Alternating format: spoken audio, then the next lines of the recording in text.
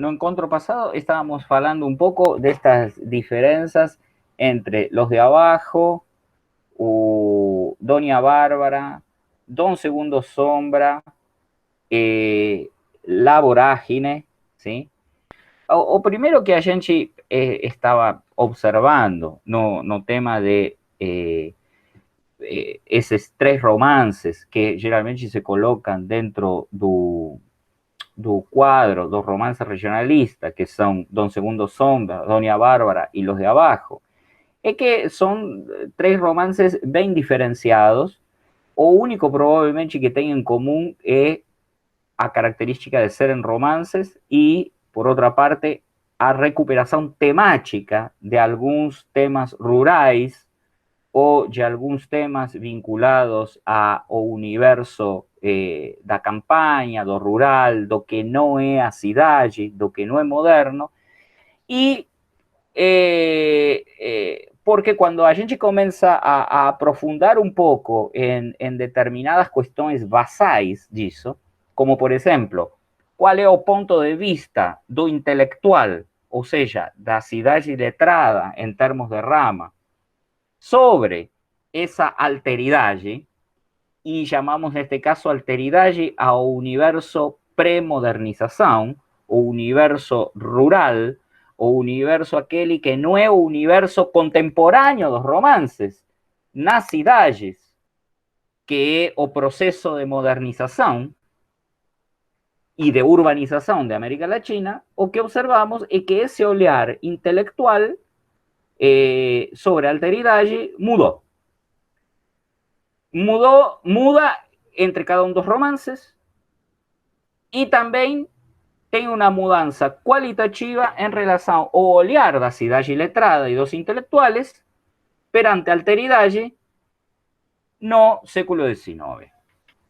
Quando a gente trabalhou o tema, os textos de Sarmiento e Echeverría numa primeira parte, y de El Martín Fierro y Una excursión a los indios ranqueles, que son de José Hernández y de Mansilla, por otra, a gente tal vez tenha se concentrado en un universo, si vocês quiserem, riopratense, mas a concentração nesse universo riopratense do século XIX serviu para que possamos pensar dentro de una mesma comarca cultural, como diría Ángel Rama, as diferenças concretas que existiam no olhar intelectual sobre a alteridade, mesmo dentro do século XIX.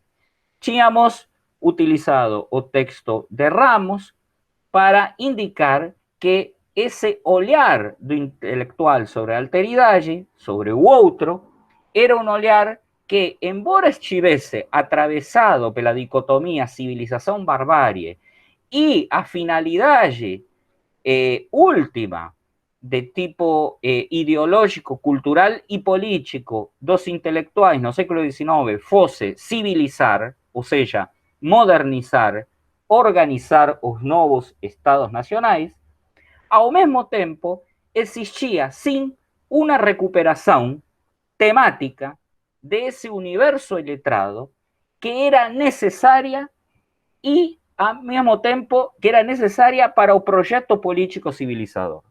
¿Qué significa esto? Significa que para poder estructurar e civilizar os novos estados-nações de América Latina, os intelectuais precisavam recorrer a esse, por dizer assim, reservatório tradicional do iletrado, reservatório da tradição popular e rural da América Latina, para gerar algum tipo de identidade cultural capaz de sustentar a modernização e a construção de um Estado-nação.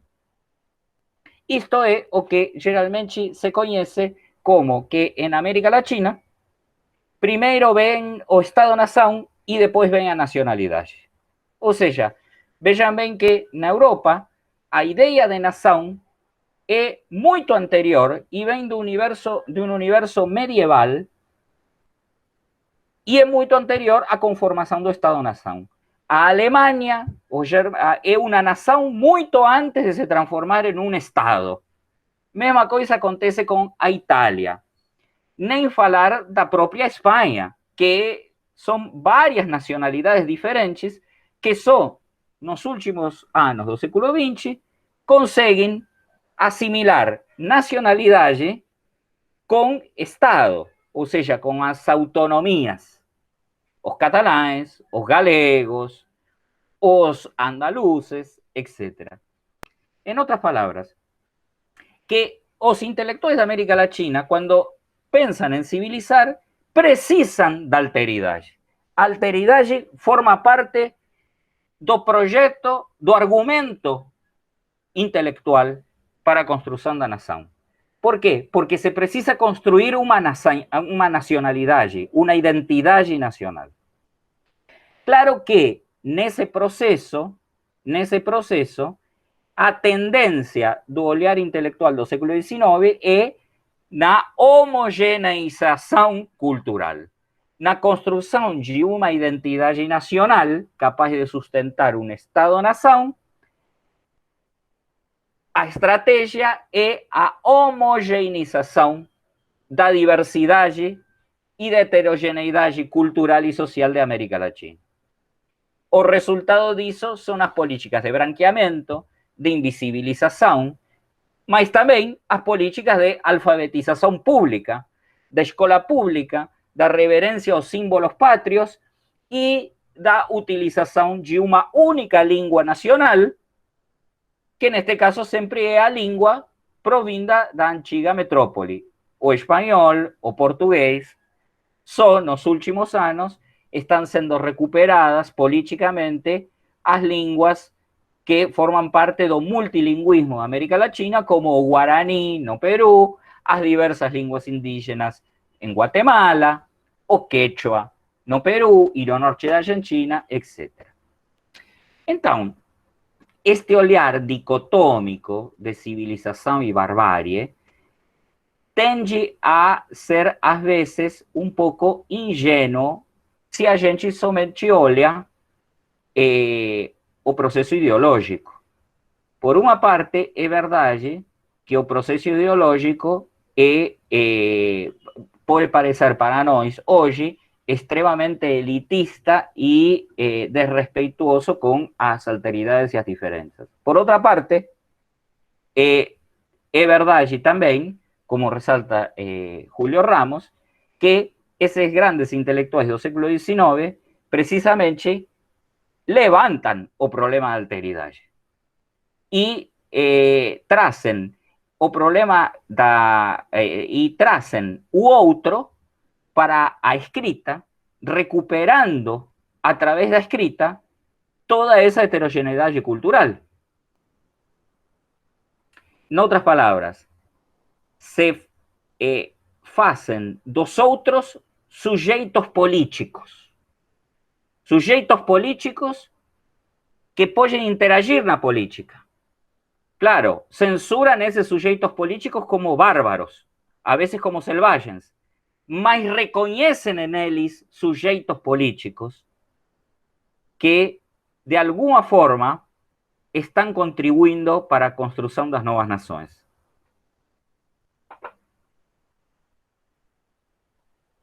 Esto se verifica tanto en Sarmiento, cuanto en Echeverría, cuanto en Mansilla y cuanto en José Hernández.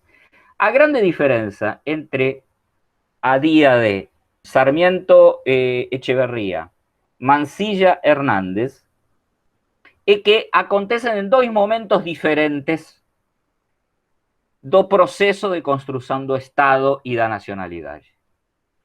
Por isso, a construção civilização-barbárie, por veces, é extremamente rígida, como no caso de Echeverría, ou, como no caso de Sarmiento, existe un discurso ideológico rígido de separação entre civilização e barbárie e uma fascinação narrativa, se vocês quiserem ficcional, literária, diria eu, pelo relato do que é bárbaro. Já no caso de Mansilla e Hernández, o que nós temos é que esse olhar intelectual se produz com um Estado-nação já estruturado, que já tem um parlamento, que tem um presidente, e a posição dos intelectuais Mansilla e Hernández, paradoxalmente, é uma posição desde um lugar de poder consolidado, desde uma cidade triunfante sobre a campanha. Enquanto que a posição, paradoxalmente, mais rígida, mais inflexível de Sarmiento e de Echeverría é a posição de um intelectual da cidade que carece do poder frente ao outro. Os outros, nos casos de Mansilla e Echeverría, são quem tem o poder físico, de fato. São quem tem o poder. E então, frente a eles, Echeverría e Sarmiento opõem o discurso, a letra, as palavras. Já no caso de Mansilla, com Ranqueles, e Hernández com Martín Fierro, o intelectual tem o poder de fato político e também tem o poder da letra. Então, a aproximação à alteridade que faz Hernández com o Gaucho, que faz Mansilla com os índios Ranqueles, é uma aproximação, se vocês quiserem, paternalista. É uma aproximação que depois vai ser retomada de diversas formas, que é assumir a voz dos que não têm voz. Por isso, o Martín Fierro usa o artifício da literatura gauchesca para escrever em primeira pessoa não um poema gauchesco, mas um romance à maneira de como os gauchos falam. Um romance claramente realista e com um conteúdo político reivindicatório da figura da alteridade iletrada e rural e premoderna, que é essa figura do gaucho, que Hernández observa quase que com nostalgia, porque está percebendo que o proceso modernizador vai fazer que ese gaucho, como tipo cultural, como por dizer así, primeiro selvagem da nacionalidade argentina, suma, desapareça na noite dos tempos da modernidade.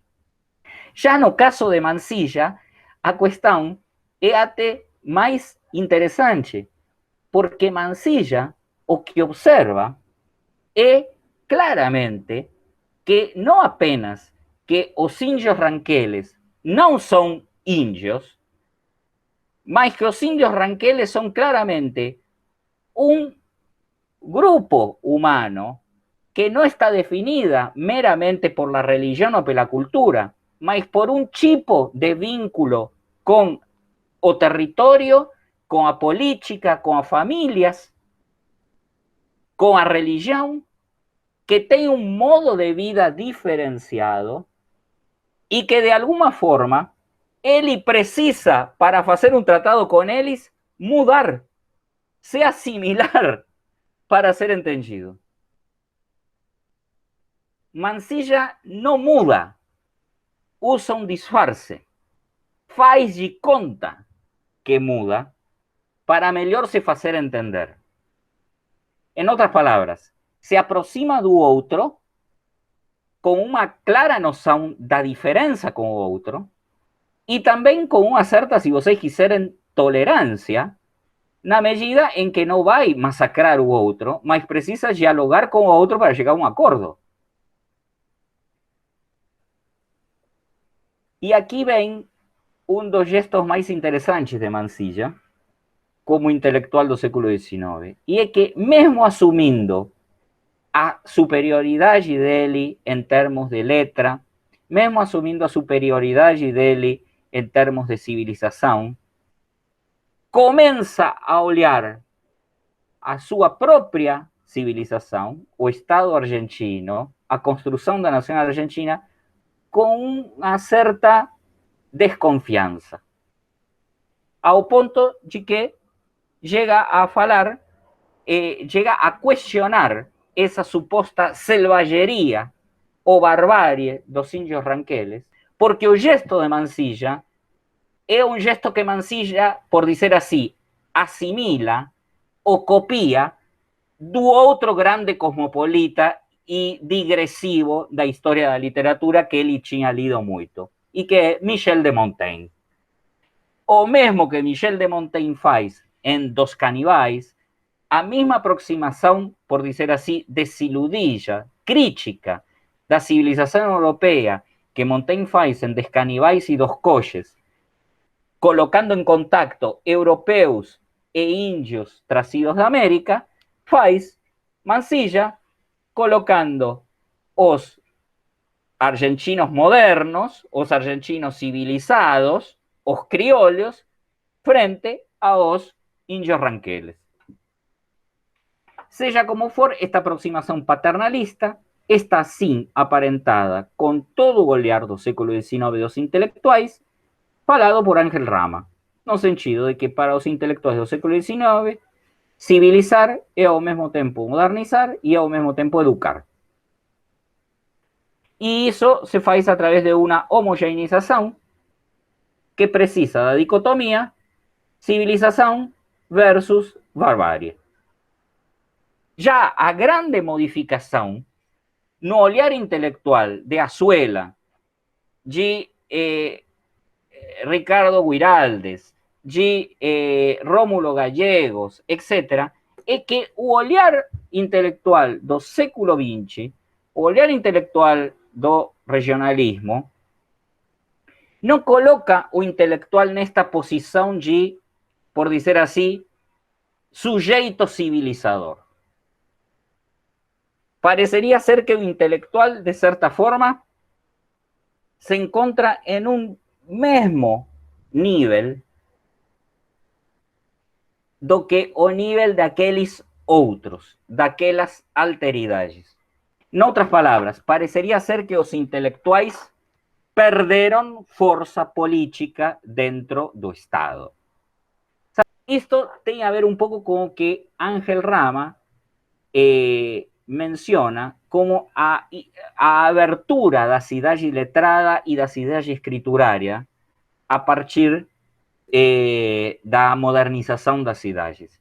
Ángel Rama diz, de alguma forma, os primeiros letrados, os letrados por excelência do século XIX, são os advogados, que pela sua vez, esses advogados estão vinculados à igreja, ou seja, aos letrados eclesiásticos da colônia. Porque todos esses advogados do século XIX se formam nas universidades dependentes da igreja, só que depois se laicizam. A maioria são advogados, então, ou estão vinculados de alguma forma com o direito. A modernização das cidades a partir de finais do século XIX, por dizer assim, abre as portas à cidade letrada a outros intelectuais. Intelectuais, fundamentalmente, primeiro, das atividades científicas, em especial engenheiros, químicos, das atividades tradicionais da saúde, porém, agora formalizadas a través dos estudos, como os médicos, ou seja, engenheiros, médicos, mas também os outros intelectuais da palavra, jornalistas, professores com as universidades que se iniciam, diplomatas que começam a ter uma grande influência, porque começam a se formar os diplomatas assim de carreira, ¿sí? En otras palabras, estes novos intelectuais que entram na cidade letrada com a modernização moderam esse senso de superioridade da cidade letrada e colocam o intelectual em uma posição na qual é capaz de dialogar ou interagir em uma região de poder mais ou menos igualitário com o universo aquele da alteridade que, embora na realidade foi sempre negligenciado, em termos simbólicos sempre foi necessário para a construção da literatura e da nação. no caso, por exemplo, de los de abajo, ¿sí? É clara o vínculo entre Luis Cervantes y Demetrio. O sea, que inteiro poder de fato é Demetrio. Cervantes se encontra en una posición que para poder ter un poder simbólico precisa legitimar o accionar de Demetrio da revolución y precisa, por decir así, establecer algún tipo de intercambio con ese poder da alteridade. ¿Qué acontece no caso de Dom Segundo Sombra? Bom, vejam bem que Fábio Cáceres começa sendo um gaucho, ou seja, um bastardo. É um bastardo que é, por dizer assim, educado. Mas por quem é educado? É educado por um gaucho, ou seja, por um membro daquela alteridade, neste caso, Dom Segundo Sombra. E o prêmio para esta educação, dessa tradição que dá o outro, é o reconhecimento da paternidade e a herança da fazenda que recebe no final. ¿Qué acontece, por ejemplo, en Doña Bárbara? Veamos que en Doña Bárbara parecerían ter dos fuerzas igualmente poderosas en conflicto. A propia Doña Bárbara y os Santos Luzardo. Porém, a síntesis se dá na filha de Doña Bárbara, primero educada por Santos Luzardo y luego, yo diría que casi pedófilamente acasalada por Santos Luzardo. O futuro de Doña Bárbara no está ni en Santos Luzardo ni en Doña Bárbara. Está na síntesis entre os dois. ¿Se entende isto? Con lo cual, de cierta manera, vean que sí, Rómulo Gallegos por momento parece Sarmiento do Facundo. Porém, Sarmiento do Facundo tem uma fascinação pelo sangue. E, ao mesmo tempo, rejeita essa barbárie. Já Rómulo Gallegos reconhece na barbárie uma força igualmente poderosa que a da civilização, que deve ser misturada para poder ter uma união política para construir o Estado. O que acontece com la vorágine? Bom, la vorágine, eu diria que la vorágine es muy curioso porque no sé si ustedes vieron en Franco, que Jean Franco coloca un poco a división entre los regionalismos en regionalismos nos cuales a natureza es destructiva y regionalismo nos cuales a natureza es bondadosa, por decir así. Y ahí entonces entran, por decir así, Guiraldes entra no caso da reivindicação da natureza. Já Rivera, Eustacio Rivera e Quiroga entran no caso da natureza que destrói a civilização. Quero que vocês observen que no caso de la vorágine sim está muito perto de Quiroga. Mas tem uma coisa interessante em la vorágine quando a gente foca neste ponto de vista dos intelectuais. Tal vez la vorágine y los contos de Horacio Quiroga dan una reviravolta que va un poco para além ainda de Azuela, de Gallegos y de Guiraldes. Porque en el caso de Rivera y de Gallegos, a figura do letrado y do intelectual, y o propio letrado y intelectual, no apenas no está no mesmo nível que as alteridades, mas está embaixo do espaço natural da alteridade, que é a campanha, o campo, o universo rural e a selva. Ou seja, Rivera e Quiroga claramente hacen de Luis Cervantes, de los de abajo, un personaje que no consigue de forma nenhuma dominar a alteridade. Son mucho más revolucionarios los textos de Quiroga y Rivera que el texto de Azuela. Porque de cierta forma tanto Rivera quanto Quiroga reconhecem no intelectual a impossibilidade de dominação da alteridade, precisamente porque as alteridades são fortes em um espaço que é impossível de ser dominado, que é impossível de ser civilizado e modernizado, que é a selva. Esta questão do espaço que entra aqui em jogo é muito importante. Vejam bem, no século XIX, o espaço nem sequer ainda é a selva. É o que nós chamamos de campanha. Ou seja, são aqueles espaços rurais moderadamente habitados, porque não estavam deshabitados, mas que tinham uma utilidade econômica produtiva, seja com o gado, seja com o cultivo, seja com a exploração de plantações, etc. ¿Qué significa esto? Os intelectuais, Sarmiento, por exemplo, precisam que a cidade domine políticamente la campaña, o campo, porque de esa forma pueden colocar la campaña o campo a producir económicamente para sustentar as cidades, diría Rama, ¿no? Ahora, esa campaña, ese campo, es un lugar bárbaro para los intelectuales del século XIX.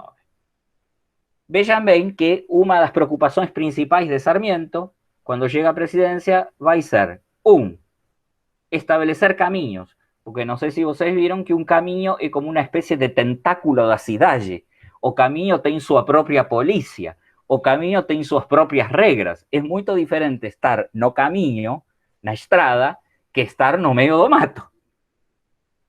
Outra coisa que faz Sarmiento é separar as parcelas de campo com arame farpado. ¿Por qué? Porque de esa forma estos personajes nómadas, como son gauchos, no pueden se deslocar de cualquier forma. Cada pessoa está dentro de un cierto cuadradinho, por decir así. En otras palabras, tem un enderezo. Vean bien que até hoje, cuando nós queremos hacer un trámite, o primero que pedem é comprovante de enderezo. Porque o Estado procura pela gente.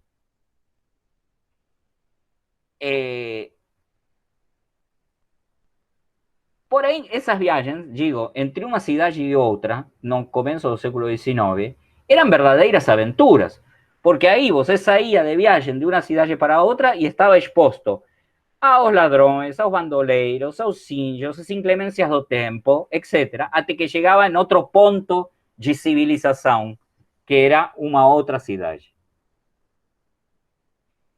O campo, portanto, o que na literatura romântica vai ser aquele campo bucólico, aquele campo como, por exemplo, os lugares onde os impressionistas, os poetas românticos vão procurar o sossego que não encontram na cidade modernizada, suja e pouco vinculada com a estética e a cultura própria da nação, como no caso dos franceses, ingleses, etc., na América vai ser todo o contrário. Enquanto que no romantismo na Europa, o campo é um lugar paradisíaco, bucólico, que serve para a construção da arte, de uma arte, na América, o campo é um lugar no qual o intelectual tem uma certa rejeição, não consegue ir no campo, porque ninguém pode escrever no campo, produzir no campo, nem viver no campo, sendo intelectual. Ora, a medida que o Estado vai se modernizando e o campo vai se modernizando, o territorio ese que fica fora do alcance civilizador, eu diría modernizador, técnico, económico das cidades, deixa de ser a campanha e se transforma em la selva, a floresta. Precisamente porque vejam bem que no processo da modernidade do século XX, a selva é inútil economicamente. Hoje nós reconhecemos na floresta e na selva um poder econômico a partir da sua diversidade. Precisamente no começo do século XX, a selva, precisamente pela sua diversidade de vegetação, fitogeográfica, é um lugar difícil de ser explorado economicamente. Ao ponto de que a selva geralmente tem um tipo de exploração única, que, por ejemplo, en la selva de Misiones de Quiroga, a exploración forestal, na selva amazónica, a extracción de caucho. Esos territorios son a nova fronteira das cidades do século XX, do começo do século XX. Então, en Rivera y Quiroga, a alteridade, os outros, os iletrados, aqueles que não são a cidade iletrada, bandoleiros, operários, exploradores do caucho, índios, trabalhadores rurais de Misiones, etc., aparecem como, se vocês quiserem, não sendo dominadores dessa selva, mas como melhor adaptados a esse entorno, quase que qualificado demoníacamente pelo olhar intelectual, como é a selva. O intelectual perde poder, então se torna paranoico, diria eu. O Sarmiento não tinha poder sobre a campanha. Isso tornava ele mais voluntarioso, isso tornava ele um pioneer, isso tornava ele um cara que queria transformar, civilizar a campanha. A posição do intelectual como Quiroga e Rivera, os personagens deles, é uma posição de inferioridade frente a essa natureza, como uma espécie de resignação. A selva vai acabar carcomendo, destruindo o intelectual de dentro. O intelectual não apenas não pode dominar a selva, mas se torna paranoico. Começa a ver na selva um inimigo demencial. Começa a ver na selva, nessa natureza impossível de dominar, uma prosopopeia, uma personificação do que é o selvagem, do que é impossível, não apenas de ser civilizado, mas também de ser assimilado pela civilização.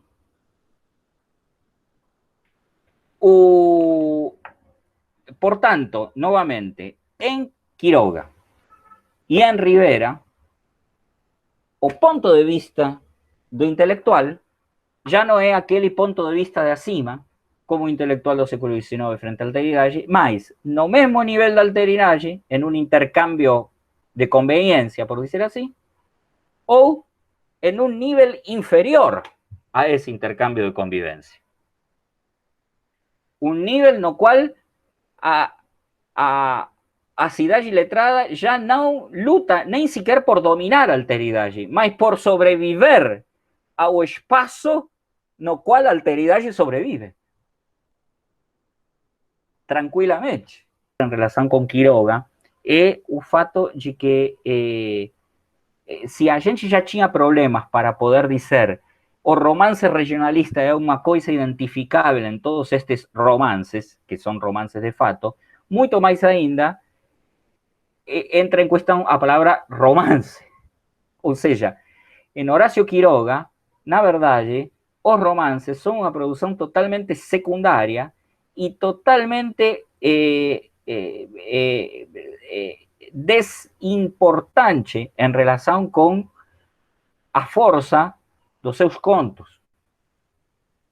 Então, no caso de Quiroga, o que nós temos é que os contos trazem o problema de que a questão romance regionalista, como eu estava comentando do começo, é uma espécie de caixa preta que envolve muitos problemas, dos quais não dá conta essa etiqueta, romance regionalista.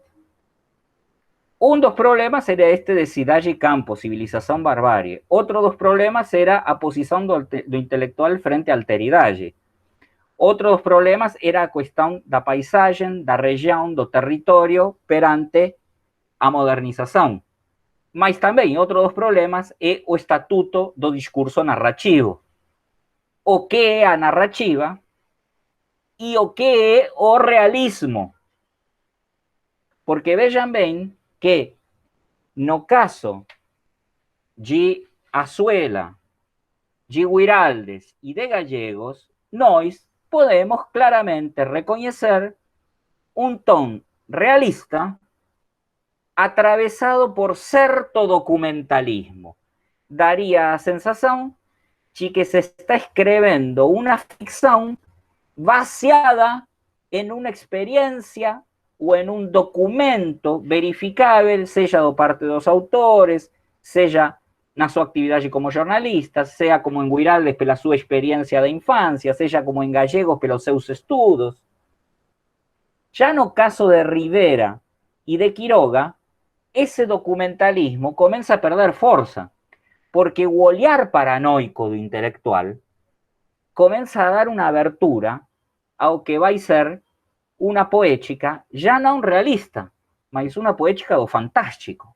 Uma poética do fantástico. Em outras palavras, eu diria que já não é um realismo regionalista, mas um fantástico regionalista, talvez, no caso de Guiraldes e de Rivera. Por isso eu coloquei essa descrição da selva de Eustácio Rivera, porque é o momento no qual, por dizer assim, a selva já começa a aparecer como aquela personificação maligna, ¿sí? Que, por exemplo, no caso de Quiroga é muito evidente a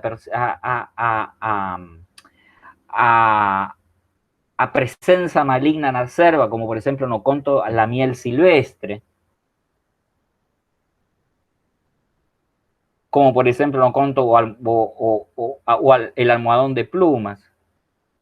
Otra forma maligna de atravesar a natureza que está en Quiroga es con esta especie de destino de ter filhos idiotas do matrimonio de a galinha degolada, ¿sí? Como si a biología se empeñase en producir monstruos, ¿sí? Y después a propia cultura dos pais a que incentivos monstruos a destruir a pequena galinha, que é a Bertita. Horacio Quiroga era um admirador e tradutor de Edgar Allan Poe.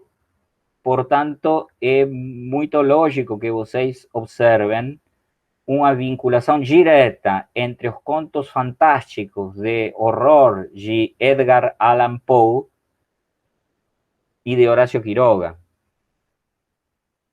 Professor? Sim, Valdeci. Então, anotei algumas coisas aqui, desde essa visão paternalista do outro, até essa demonização desse outro. Eu posso pensar nisso como um projeto de nação, ou seja, que isso foi uma coisa sistematizada, muito consciente, ou não, a partir de hoje, século XX, século XXI, que a gente olhando para trás, que a gente faz essa reconstrução. Ou isso lá no momento foi uma coisa muito consciente e sistematizada. Olha, a gente vai fazer isso aqui é um projeto de nação, então a gente, o literato, o advogado, enfim, os intelectuais, eles montavam. Não sei se a minha pergunta é muito sem sentido, mas... Uma das coisas que sempre se discute, por exemplo, que diz Ricardo Piglia nesse prólogo à tradução brasileira de Facundo, é o seguinte, ele diz, a história de Sarmiento é de um homem que não conseguia fazer literatura, ou seja, é o que geralmente se chama uma fase de pré-autonomia da literatura hispano-americana. O que significa isso? Significa, no século XIX, você pode querer escrever e ser escritor de literatura. Porém, o grande volumen, as necessidades organizativas dos Estados americanos não permitem que exista um escritor profissional. O que existen são letrados, intelectuales, que escrevem e que utilizam a ficção nessa construção política. Sarmiento, Echeverría, eu diria Mansilla e José Hernández, antes de ser autores de ficção, antes de ser escritores, son intelectuais y escriben literatura da mesma forma que escriben outros textos políticos com total consciência do que querem fazer politicamente falando. Tá? Ora, os escritores como Azuela, Guiraldes, Gallegos, etc., já formam parte de uma época na qual nós podemos dizer que existe uma autonomia literária. O que significa isto? A partir do final do século XIX, com o modernismo, começa a posibilidade de estabelecer na América Hispánica um sistema literário, como diria Antônio Cândido, no qual existe o escritor profissional, existe um público leitor, existem casas editoras, existen os jornais literários, etc. Em outras palavras, a literatura se transforma em uma instituição, em termos sociológicos, autônoma, com suas regras, com seus sistemas de valores, com seus sistemas de legitimação, com seus sistemas de condena, com seus sistemas de poder. No por nada, no final do século XIX e começo do século XX, se fundan as Academias Nacionais de Letras. Está diciendo Academia Brasileira de Letras, Academia Argentina de Letras, etc. Está diciendo, a literatura vale en sí misma como institución dentro de un Estado nacional. ¿Entende? No por nada, as cadeiras universitarias de literaturas nacionais só começam a aparecer a partir da década de 1910, 1920, porque previamente autores como Mansilla, autores como Hernández, autores como Bartolomeu Mitre, que funda o Jornal da Nación, dicen, a literatura argentina é muito interessante, mas não existe, porque ainda não temos uma história para poder construir a literatura argentina. Já a partir do final do século XIX, começo do século XX, eles começam a enxergar a possibilidade de dizer, temos uma literatura nacional. O que significa? Temos uma instituição literária autônoma, que pode se constituir como lugar simbólico de poder dentro do jogo das instituições nacionais, da qual o Estado é a instituição que governa todas as instituições. Portanto, os escritores, Azuela, Guiraldes, são intelectuais, mas já não são aquele intelectual que era primordialmente um político, como no século XIX. Todos eles são agora escritores profissionais. Tá bom? São escritores profissionais, talvez não apenas de ficção, porque ninguém vive da ficção, mas trabalham escrevendo profissionalmente como jornalistas, trabalham escrevendo profissionalmente na educação, trabalham escrevendo profissionalmente em alguma das partes marginais dessa instituição literária. Em outras palavras, qual é o ponto, o lugar de poder no qual estão instalados? É um lugar de poder que já não é o lugar de poder do intelectual do século XIX, que tinha que construir o Estado de zero, que tinha que inventar as instituições de zero. É um lugar de poder que se coloca a partir da reivindicação de um poder simbólico, que é o poder simbólico da instituição literária. Então, também, os projetos políticos são diferentes, porque não são o principal, são derivados, por dizer assim. São projetos estéticos que envolvem, que têm implícito algum tipo de projeto político, mas que já o intelectual não está dirigindo esse projeto político. Os lugares de poder, os lugares por onde a história avança e os sujeitos que têm as mãos da ação do poder político já não são eles. São algum nível dos outros. O povo, os fazendeiros, os políticos, os advogados, que agora já claramente não escrevem mais literatura. Eu diria que não existe uma possibilidade de dizer que existe algum tipo de projeto estruturado da cidade letrada a partir de começo do século XX. O que Rama diz é que precisamente a modernização o que traz é uma ampliação da cidade letrada e que aí a cidade letrada começa a se autoquestionar a cidade letrada começa a se fragmentar, a cidade letrada começa a estabelecer alianças diferenciadas. Por exemplo, uma das coisas que diz Rama nos capítulos que vocês têm é que na América Latina se conforma esta especie de mito colectivista de estudiantes y obreros unidos adelante. Obreros y estudiantes unidos adelante. Frente ao mito do self-made man dos Estados Unidos, na qual a figura do advogado, a figura do jornalista, aparecen como os heróis individuais que lutam sempre pela justiça perante um Estado. Daría a sensação que na América Latina esse mito do advogado que luta contra todo o sistema judiciário, do jornalista que com seu accionar de jornalista consegue destruir uma maracutaia de um governo, não são possíveis. Que na América Latina os lugares de poder destas regiões marginais do universo letrado devem ser colectivistas. São os estudantes, são os obreiros, os que colectivamente fazem essa aliança para poder operar políticamente. E os estudantes não são uma parte fora da cidade letrada. Os estudantes, todos, são intelectuais, pelo fato da definição de ser estudantes. O que acontece é que já não são esses intelectuais da elite intelectual, do núcleo duro da cidade letrada, como neste momento são cartórios, advogados, constitucionalistas. Nós, como docentes, e eu diria que vocês, como estudantes, vivem nos subúrbios dessa cidade letrada. E, ao mesmo tempo, vejam bem, que na economia da cidade letrada, os estudantes também têm uma luta por ascensão social dentro da cidade letrada, que vai desde a graduação hasta as bolsas PIBIC, passando pelo mestrado, pelo doutorado, pelo concurso público, pelo professor titular. ¿Se entende isto?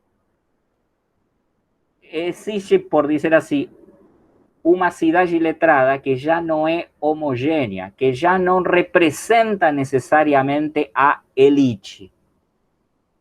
E então, de alguma forma, essa cidade letrada começa a ser conformada por antigas alteridades que antes não formavam parte da cidade letrada, mas que agora, como nesses espaços marginais da cidade letrada, podem fazer ouvir sua própria alteridade com sua própria voz letrada.